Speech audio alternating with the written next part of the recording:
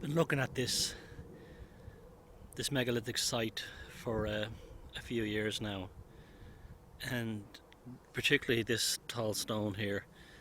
And it's obviously the remains of a much larger structure was here and complex. Now it's not surprising that this was picked because there's a stream up there that comes down that hill from a natural underground spring. So,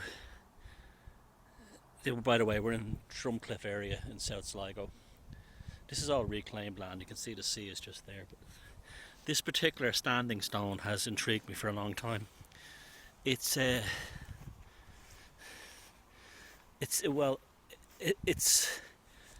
doesn't make sense really in the context of these things. They're never usually on their own like that. Now you see them at Avebury in England, but this one is.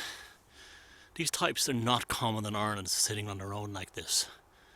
You can see how tall it is. That's my outstretched arm there. I'm 5'10", so it's about 9 feet, 10 feet tall. It's very big, and it's very, very old. Now, you can see this side here has a very different surface, and this side here,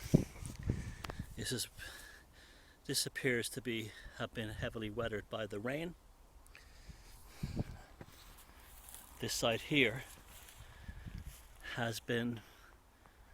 appears to have been worked. And I think I know what this is. I think this is the capstone of an enormous dolmen. That somehow, that was the back stone there. I think it goes down much deeper than this. I think the other support stones, this is the remains of them, and something happened. You see, we're on a hill here, so subsidence would not be uncommon. Probably wasn't the best place to build a structure like this, but as there's a spring up there, a natural spring, it would probably have had an ancient significance. What makes me think this is a dolmen is the underside here shows it has been worked, it's been chiseled away. This is very common in dolmens, in portal dolmens in Ireland. The underside, this side that goes under here, down here, has often been worked, and the top side is left natural. So this is water erosion here. So let's look at it from a distance. This is registered on the National Monuments as a historic megalith, but there's no details of it. There's so many of these things in Ireland that the archaeologists don't come out. But let me see. So this was the capstone here, and this was originally flat like this, and this is one of the support stones, and there are other support stones. You can see the remains of one there, and this was the capstone, and something happened and it fell over, and then it seems to have been propped up into that position. Now, another clue we have is in portal dolmens in Ireland, very commonly behind them is a smaller dolmen type structure, and we have this here, and this has a traditional dolmen capstone.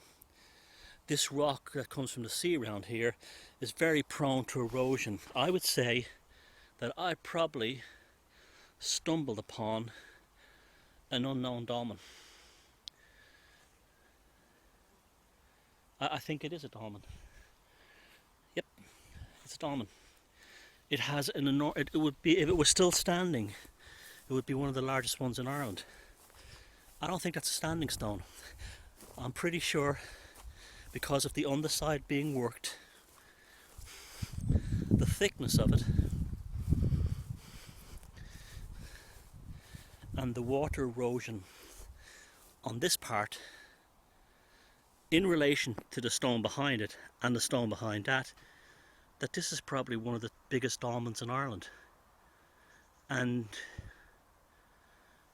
there's a sizable proportion of it down here under the ground. Another thing, in my recent exploration of dolmens around Ireland, is they're often shaped like a human heart.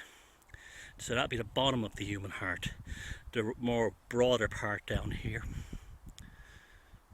So there, yep, I think we can say that I've discovered my first unknown dolmen.